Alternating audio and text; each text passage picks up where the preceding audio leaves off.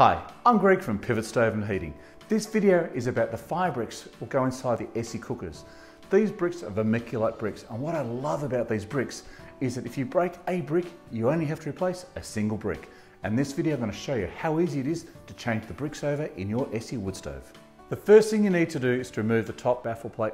The next thing you want to do is to remove the front. This sits directly in the front of the opening of your firebox and lifts straight up, and you can slide it straight out. Moving the base brick is quite easy. By putting your hand in the front, you can lift the brick up and pull it out. With all the ESSE cookers, there are 6 side bricks. To remove these bricks, the best way to do is to lever the brick from the bottom first, and you can then pull the brick out, slide it down, and it comes out quite easily.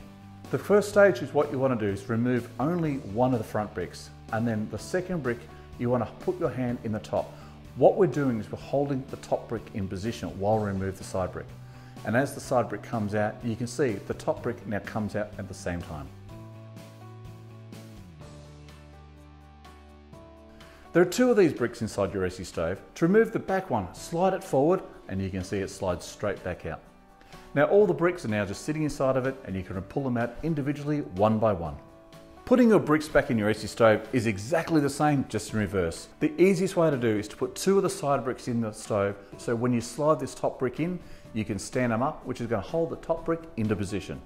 Once you've got the first brick in, the rest of them are quite easy. Put in the front top brick into position, slide the side bricks in to hold this into position, and now all the bricks are in.